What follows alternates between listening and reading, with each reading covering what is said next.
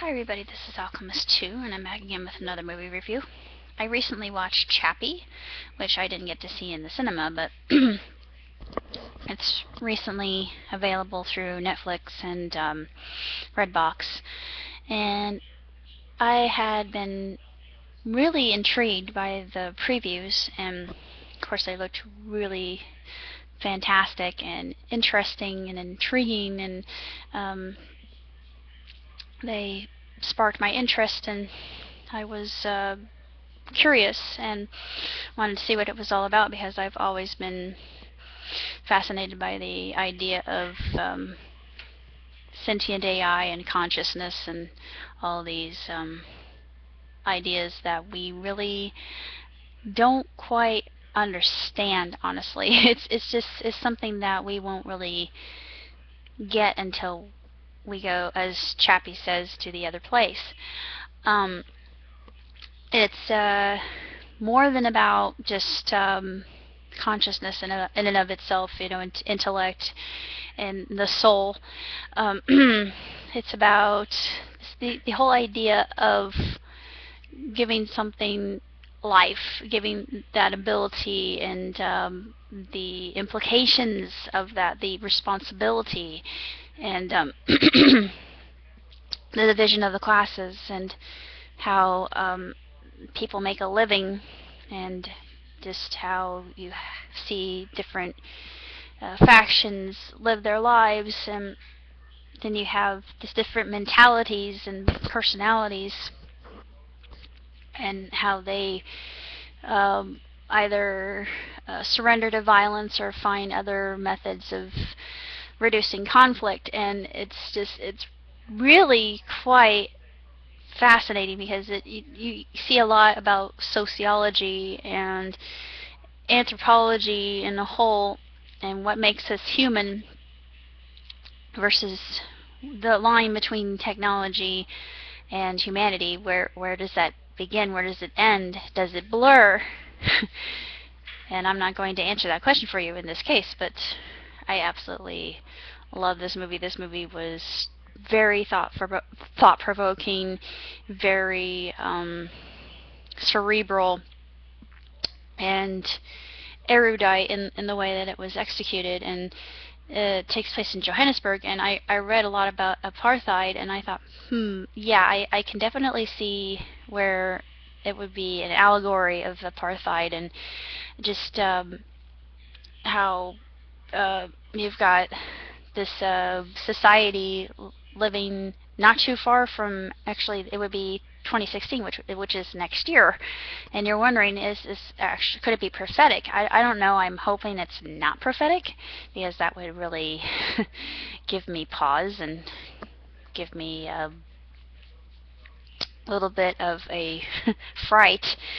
But it takes place in the year 2016, and you've got a company called Tetraval, and Tetraval is a robotics company, and they build these scouts that they are basically indestructible. And well, one of the scouts has issues in getting shot and all that. It's number 22, and of course Dion wants to try something different. He wants to do an experiment where he gives a robot consciousness, and the ability to think and act just like a human being. It's kind of like Pinocchio in a way, and Pinocchio wanted to be a real boy. He didn't want to be a puppet, and it's similar to that. There's a lot of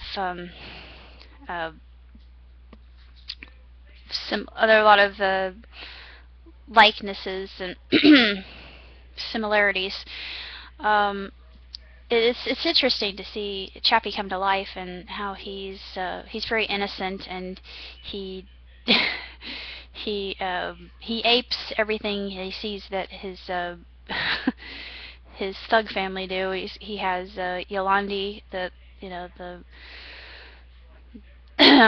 the mother, who becomes the mother, and Ninja becomes the father, and they have different methods of parenting him. And of course America and his drug habit, and you think, this is not a good situation for him to be involved with. But what Yolandi says And I actually like her approach, and I know I might receive a lot of hate for that, but she's talking to Ninja, and she says, just let him be, let him live. And there's a lot of truth to that. I mean, there a lot of things that happen that we have no control over, and each of us, we have free will. But in accordance to violence, it should really be contained and punished. There are ways that you can do so without resorting to brute force, but in this case they don't have it. It's kind of like the world of RoboCop in a way, and I noticed a lot of similarities with that. And then of course you have Hugh Jackman playing this character. He was in the army, and he was in control of this huge mech called the Moose, for good reason. And the Moose has to be controlled with a neural helmet, and of course he wants the master key that Chappie has, that gives him the ability to use the Moose in any way he feels fit. And he is just this unbelievable, harsh, brutal villain, and I'd never seen him as a villain before, but he transitioned into that role. It was very disturbing, actually, to see that. And he just did a sensational job, and he deserves kudos for his portrayal, I think. And it just shows the difference between military well, not entirely. It's just some military mindsets, and understanding to killing and shooting first and asking questions later, and dismembering would be the only real solution to any problem, versus coming to consensus, which I support. I'm more about talking it over, hashing it out, coming to agreement, and not fighting. Because too many people die as a result of war, and there are no victors, really. Yeah, maybe it'll help the economy, but in essence, with that sort of expense, that sort of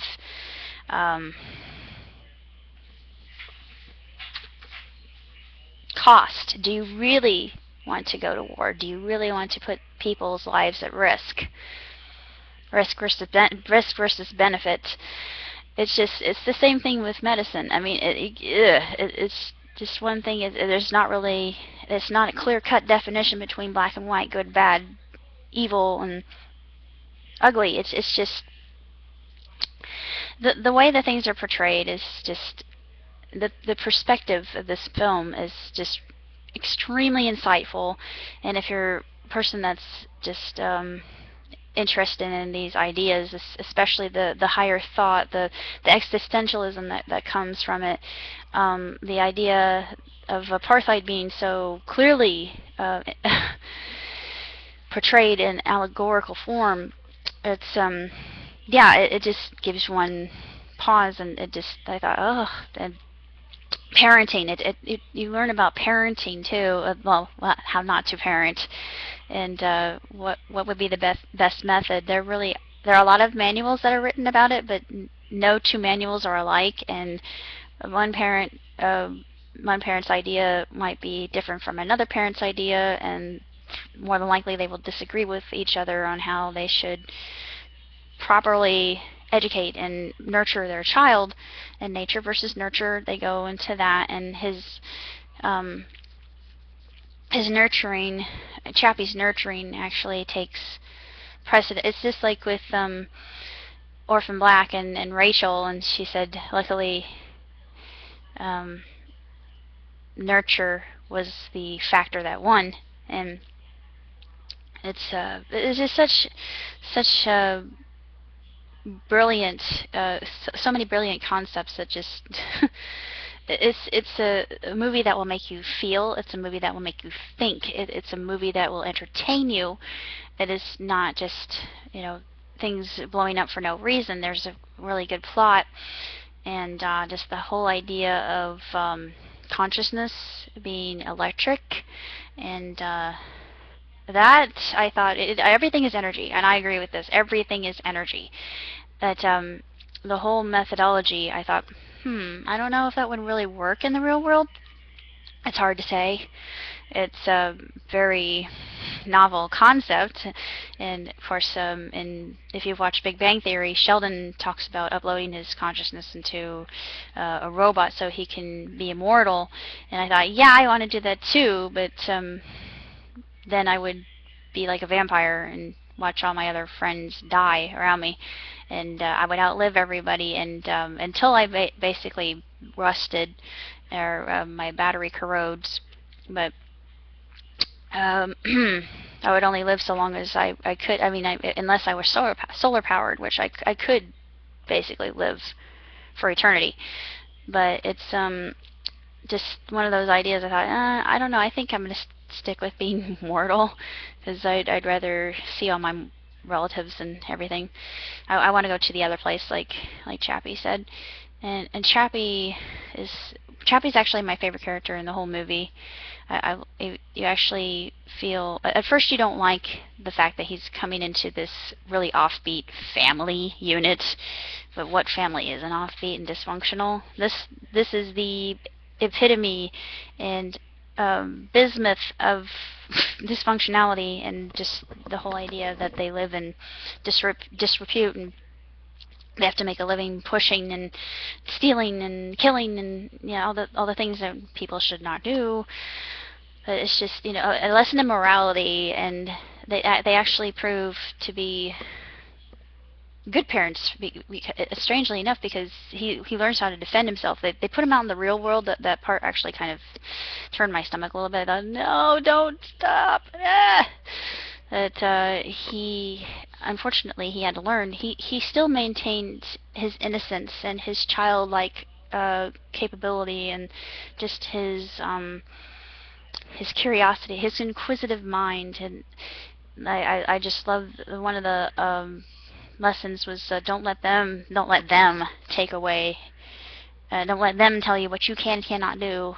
Your mind, your only limit is your imagination, and I agree with that. Atlas Shrugged, same thing, part 3. But these ideas, they're so uplifting, and it's just a movie that will, I think, engage your mind and put forward a lot of concepts that maybe you had never really breached before. But as a whole, the movie is just excellent. I give it 2 thumbs up, 5 stars. The music by Hans Zimmer, whom I absolutely love. I adore Hans Zimmer. It was, the gangster music was really good. I really liked it. I thought, yeah, some of this stuff I could probably imagine hearing at work. It's reflected the mood and kind of the urban setting, and the anxious, kind of nervous environment. The instability of it. But the electronica soundtrack was it reminded me of Armitage. If you've ever seen Armitage and Key the Metal Idol and Chobits, it just was so akin to that, or Hack Sign and Sword Art. Well, Sword Art's more, it's not electronica, it's symphonic, but I would definitely say Armitage, because it's Dutch pop. It's Dutch electronica techno, but it just had that kind of feel to it. I thought, yeah, because I can definitely hear the influence, because a lot of people from South Africa are of Dutch descent, so it had that calling to their origin. I thought, yay, they definitely nailed that. I don't know if anybody else noticed it like I do, because I really love music, but it's about all I have to say about Chappie. And if you haven't had a chance to see it, do, because it's just such a thoughtful film. It's very intriguing, and it just will open the door to so many conversations that there's so much material there that it would take forever just to understand it all. Well, until next time, everybody. Live long, prosper. Ciao, tutti.